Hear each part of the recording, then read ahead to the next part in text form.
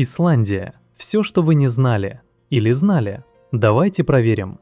В Исландии есть разлом Сильфра, место, где расходятся североамериканская и евразийская тектонические плиты.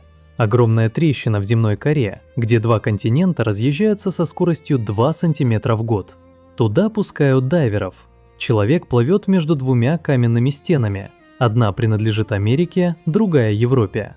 Вся Исландия существует благодаря этому разлому. Две плиты едут в разные стороны. Снизу поднимается магма и заполняет щель.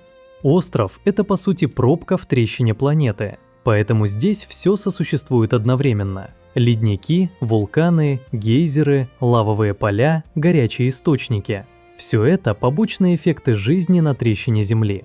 11% территории покрыто ледниками, еще 11% – лавовыми полями. А растительность есть только на 25% острова. Ледники здесь лежат прямо на действующих вулканах. Ватна-Йокидель, крупнейший ледник Европы по объему, покрывает 8% территории страны, а под ним работает активная вулканическая система. Когда вулкан просыпается, лед тает, из гор сходят потоки воды, способные смыть мост. Всего в Исландии около 130 вулканов, 30 из них считаются активными. В 2010 году весь мир узнал про вулкан Эйяфьядла-Йокидель, когда его извержение парализовало воздушное сообщение над Европой на несколько дней. Произнести его название правильно почти никому за пределами Исландии так и не удалось. Кстати, суффикс «фос» в исландском означает «водопад», а «йокидель» – «ледник». Зная это, можно расшифровать почти любое исландское географическое название. Эйяфьядла-Йокидель – ледник островных гор. Ватна-Йокидель – ледник воды. Детти-фос – падающий водопад. Язык устроен логично, просто выговорить это все без подготовки почти невозможно.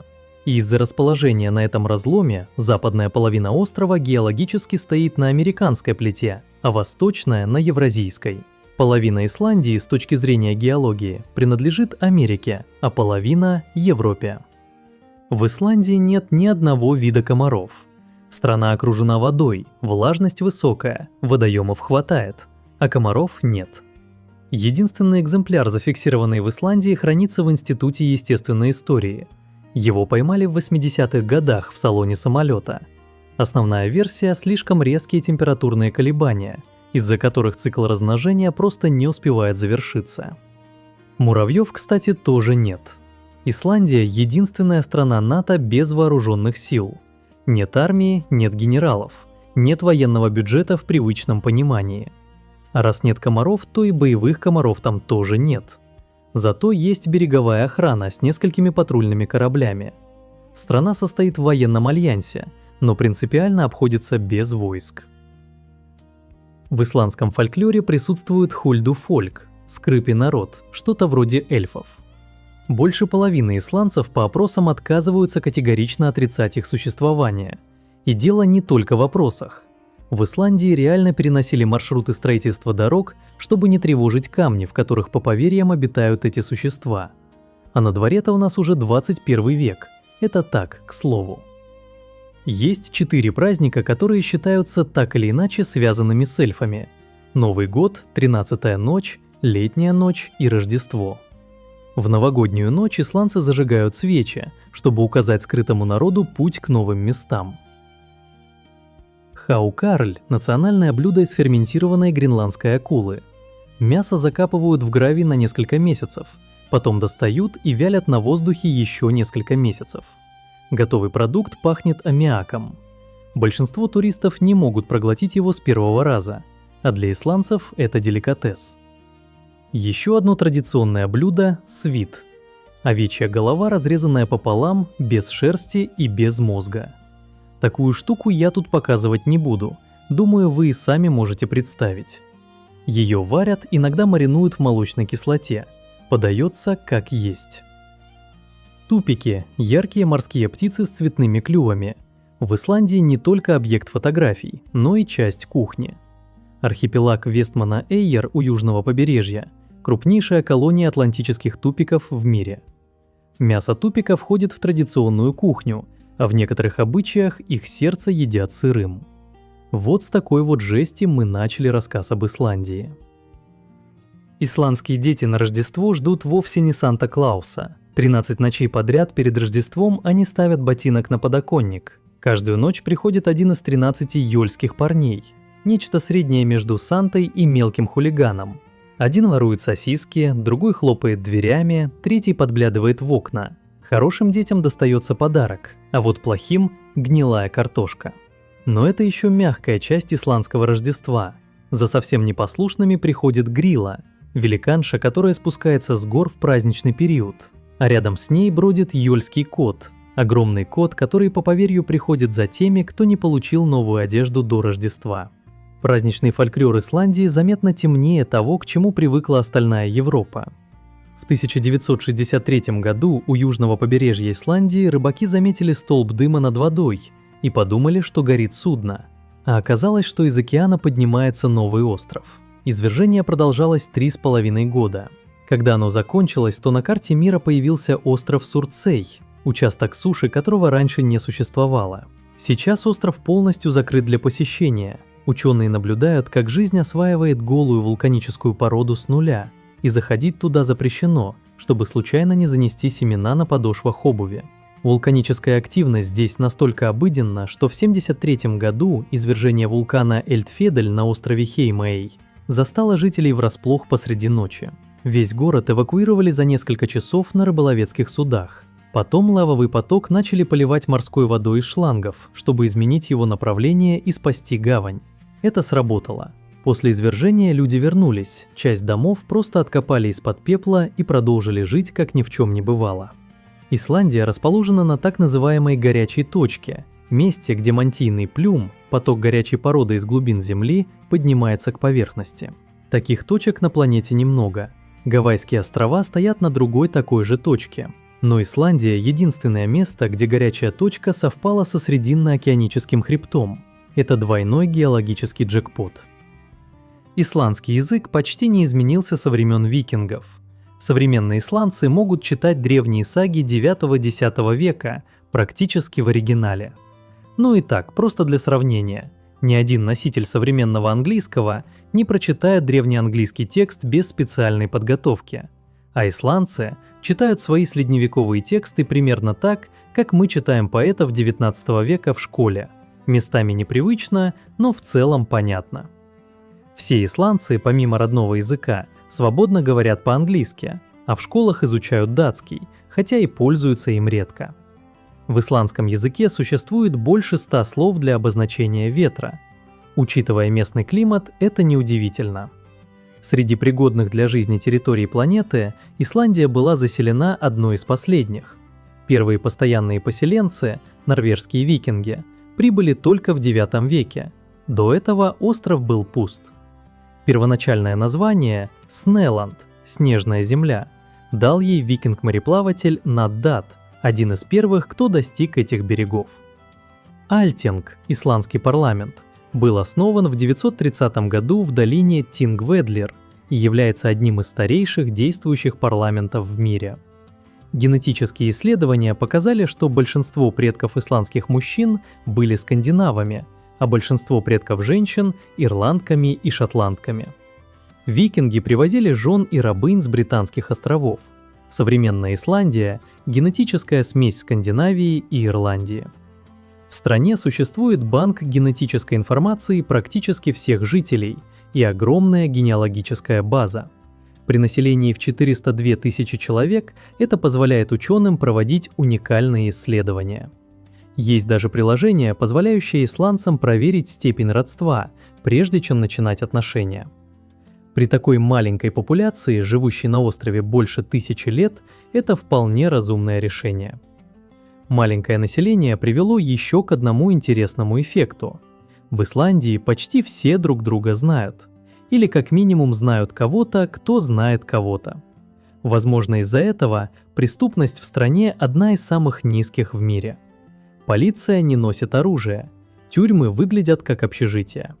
Одна из исландских тюрем расположена на острове, и заключенные там занимаются фермерством. Не жизнь, а сказка. Фамилий в привычном понимании здесь нет. Используется патронимическая или матронимическая система. К к имени отца или матери добавляется суффикс «сон» для сыновей и «доттер» для дочерей. Если отца зовут Йон, его сын будет Йонсон, а дочь – Йонсдоуттер. Поэтому телефонный справочник отсортирован по именам, а не фамилиям. Имя ребенку тоже нельзя дать произвольно. Существует официальный реестр, примерно по 3500 разрешенных имен на каждый пол. Если родители хотят назвать ребенка именем, которого нет в списке, придется отдельно подавать заявку в специальный комитет для рассмотрения. С сентября по март в Исландии регулярно появляется северное сияние. Страна расположена достаточно близко к полярному кругу, чтобы это было нормой, а не редким событием. Летом обратная картина. Ночи светлые, солнце почти не заходит. Можно проснуться в полночь, а за окном день. Это так называемое полуночное солнце. Зимой наступает полярная ночь, и световой день сокращается до нескольких часов. Рядом с ледниковой лагуной Jökulsárlón расположен алмазный пляж – Diamond Beach. Куски льда, отколовшиеся от ледника, выносят на берег с черным вулканическим песком. Прозрачные, отполированные водой, на черном фоне они действительно похожи на россыпь драгоценных камней. Лед тает за несколько часов, и каждый день пляж выглядит иначе. Внутри ледников формируются ледяные пещеры, их создает талая вода. Каждую зиму пещеры меняются, одни исчезают, другие появляются. Лед внутри то молочно-белый, то густой бирюзовый, в зависимости от плотности и возраста. На леднике Соульхейма-Jökull, расположенном между двумя вулканами, можно ходить по застывшей лаве, окруженной белым льдом. Ледник отступает каждый год, и маршруты походов постоянно меняются. Рельеф Исландии вообще крайне изменчив. Есть здесь Рейнисфьяра, пляж с черным песком и базальтовыми колоннами, которые похожи на гигантский орган. В море стоят 3 скалы. По легенде, это тролли, которые пытались затащить корабль на берег, но не успели до рассвета и окаменели. Что ж, охотно поверим в это и пойдем дальше. К лавовому водопаду Хрюинфоссар, который совсем не такой, как обычный водопад. Вода не падает с обрыва, она просачивается через пористое лавовое поле и выходит прямо из стены застывшей лавы десятками ручьев протяженностью в километр. Из-за таяния ледников в Исландии периодически появляются новые водопады. Лед отступает, обнажает скалы, и возникает водопад, которого 20 лет назад еще не было. Например, до 2007 года высочайшим водопадом страны считался Глиммер – 197 метров. А потом появился Марсаурфосс – 228 метров. Он буквально родился из-за отступившего ледника. Есть еще и другие знаменитые водопады, например, Деттифосс – водопад высотой всего 45 метров, зато шириной аж 100 метров, с расходом воды 400 кубометров в секунду. Это сейчас самый мощный водопад Европы по объему воды. Именно здесь снимали начальную сцену фильма «Прометей». Или вот Скоугафосс – еще один крупный водопад, 60 метров высотой. По легенде, первый викинг-поселенец спрятал за ним сундук с сокровищами. Те, кто якобы находил этот сундук и хватался за его ручку, утверждали, что она исчезала прямо в руках. Это еще одна абсолютно правдивая история. Есть здесь и такие явления, когда посреди ландшафта, где средняя температура воздуха около нуля, текут горячие реки с температурой до 50 градусов. В долине Рейкьядалюр можно зайти в такую реку и сидеть в горячей воде прямо в ущелье, пока вокруг лежит снег. Тем временем на пляжах полуострова Снайфидлснесс и в западных фьордах обитают тюлени. Они совершенно не боятся людей и подплывают близко к берегу, чтобы пообщаться. Эх, придумала же природа таких неуклюжих на суше созданий. В Исландии всего-навсего 7 видов диких наземных млекопитающих. Писец, северный олень, норка и 4 вида грызунов – полевая мышь, домовая мышь, серая крыса и черная крыса. Писец – единственное животное, которое здесь жило до прихода людей. Все остальные были благополучно завезены. А знаменитое на весь мир и очень дорогое гагачье одеяло обязано названием исландской утки гаге. Ее пух собирают вручную из гнезд после того, как птенцы оперятся. Это уникальный природный материал. Килограмм такого пуха стоит сотни $. Геотермальная энергия – основа исландской энергетики. Страна использует тепло земных недр для отопления и производства электричества. Геотермальные электростанции работают на паре, который поднимается из-под земли. Исландия вообще одна из самых зеленых стран мира в плане энергетики, и произошло это просто потому, что под ногами бесплатный и бесконечный источник энергии.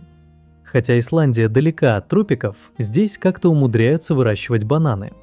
На экспериментальной сельскохозяйственной станции при Университете сельского хозяйства содержится небольшая банановая плантация.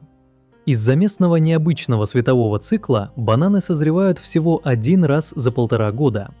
Объемы, конечно, символические, но сам факт существования исландских бананов звучит как шутка. Вообще в Исландии овец живет больше, чем людей. Население около 400 тысяч, а овец 600 тысяч. Каждую осень проводится реттер – массовый загон овец с горных пастбищ. Это одновременно и сельскохозяйственное событие, и народный праздник. В стране нет ни одного километра железной дороги, ни поездов, ни метро, ни трамваев. Зато на каждого жителя приходится 1,5 автомобиля. Правда, единственная дорога в хорошем состоянии – это дорога номер 1, она же Ринг-роуд, опоясывающая весь остров. Чем выше номер дороги, тем хуже ее качество. А зная о высоком уровне жизни в Исландии, можно сделать вывод, что дороги им не очень-то и нужны. Автостоп в Исландии – нормальная практика. Исландцы привыкли подбирать попутчиков. Правда, в отдаленных районах попутку иногда приходится ждать несколько часов, но это мелочи. Исландцы практикуют так называемый скандинавский сом для младенцев. Коляску с ребенком оставляют на улице у входа в кафе или магазин, пока родители внутри. Считается, что свежий воздух полезен для сна, а уровень безопасности в стране позволяет ни о чем не беспокоиться. Пишите в комментариях, кто в детстве тоже спал на свежем воздухе. На фасадах старых исландских домов часто указан год постройки. Самое старое здание страны находится в Исафьярдюре и датируется аж 1734 годом.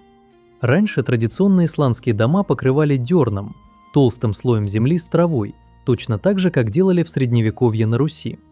Это была и теплоизоляция, и кровля одновременно. Некоторые такие дома сохранились до сих пор.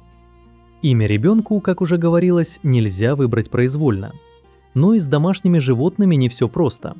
В Исландии запрещено держать дома змей, ящериц и черепах. Даже собаку можно завести только по специальному разрешению. Однако с кошками никаких проблем нет. Исландия стала первой страной в мире, где законодательно запрещено платить мужчинам больше, чем женщинам за одинаковую работу. Важно понимать, что закон не требует платить всем одинаково. Различия в зарплате допустимы, если они обоснованы объективными факторами – опытом, квалификацией, зоной ответственности или условиями труда, но не полом сотрудника. Тем не менее, разрыв в оплате труда пока еще сохраняется в районе 4%. На Евро-2016 сборная Исландии по футболу выбила Англию из турнира. На тот момент население всей страны было меньше, чем у среднего английского города, а профессиональных футболистов всего 12. Этот матч стал одной из крупнейших сенсаций в истории европейского футбола. Вообще, Исландия – одна из самых читающих стран мира в пересчете на душу населения. При этом почти все жители умеют играть на каком-нибудь музыкальном инструменте. У страны также есть Нобелевский лауреат по литературе Хальдор Лакснес, получивший премию в 1955 году. Формально это дает Исландии наибольшее число Нобелевских премий на душу населения, просто потому, что населения очень мало, всего 402 тысячи человек на весь остров.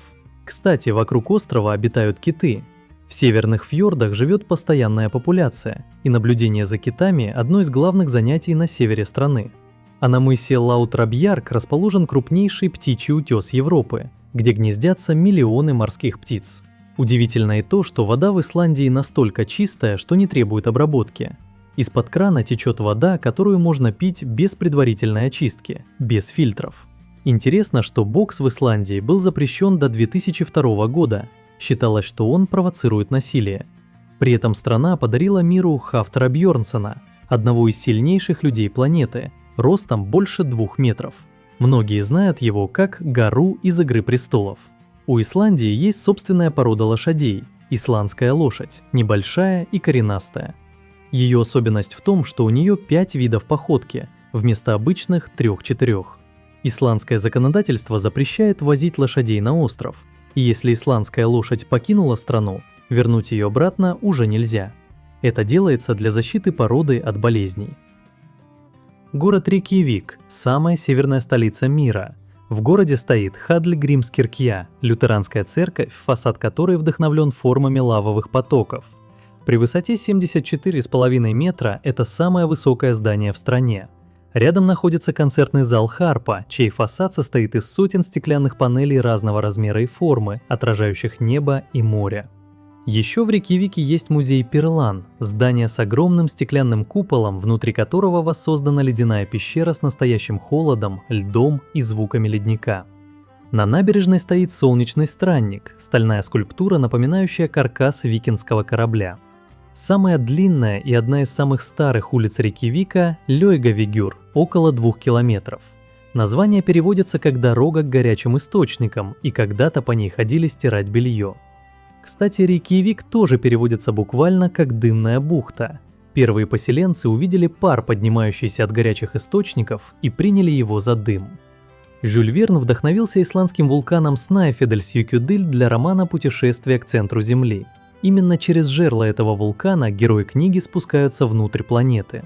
Исландские ландшафты вообще активно используются в кино. Здесь снимали «Прометей», «Интерстеллар», «Игру престолов» и «Невероятную жизнь Уолтера Митти». Знаменитый напиток Исландии бреннивин, которому исландцы дали прозвище свартидаурди, что переводится как «черная смерть», делается из сброженного картофельного пюре с добавлением тмина.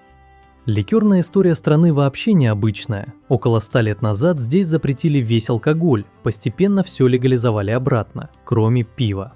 Пиво оставалось вне закона до 1 марта 1989 года.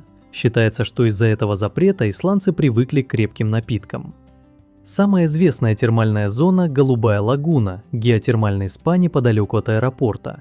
Температура воды здесь от 37 до 39 градусов, вода богата кремнием и серой. Выглядит невероятно, впрочем, как и все в Исландии. Любимая уличная еда исландцев – хот-доги. В Рейкьявике есть знаменитый ларек, который прославился после того, как Билл Клинтон назвал местные хот-доги лучшими в мире. Любимый десерт исландцев – это мороженое, а точнее брауголд, смесь мороженого с конфетами, печеньем, лакрицей или фруктами на выбор. Исландцы едят мороженое круглый год, включая зиму, и даже при минусовой температуре на улице. Видеть очередь к мороженому в январе – нормальное зрелище. Национальный спорт Исландии – гандбол, хотя популярны также футбол, баскетбол и верховая езда. Исландия – второй по величине остров Европы после Великобритании. По площади она примерно как Болгария или Южная Корея. Новый год в Исландии – то еще зрелище. В стране почти нет ограничений на фейерверки, и в новогоднюю ночь исландцы запускают их столько, сколько могут. Рейкьявик превращается в сплошную канонаду на несколько часов. Продажа фейерверков, кстати, основной источник финансирования для местных спасательных служб. В исландских домах горячая вода из-под крана пахнет сероводородом, потому что она поступает напрямую из геотермальных источников. К запаху привыкаешь за пару дней, но первое впечатление запоминается. Если вы только приехали и чувствуете, что от исландца пахнет вареными яйцами, не спешите делать выводы. Скорее всего, он недавно помылся. Исландцы – одни из самых высоких людей в мире. Средний рост мужчин – 1,82 м, женщин – 1,69 м. При этом за последние 100 лет средний рост исландцев увеличился на 10 сантиметров. Это типичный секулярный тренд для развитых стран, связанный с улучшением питания и условий жизни. Исландские женщины трижды побеждали на конкурсе «Мисс Мира», что дает стране наибольшее число побед на душу населения. Триумфаторами становились Хольмфридюр Карлсдоутер, 1985 год, Линда Петорсдоутер, 1988 год и Уннюр Бидна Вильхельмсдоутер, 2005. Исландцы – работящий народ. Раньше средняя рабочая неделя составляла порядка 43,5 часов.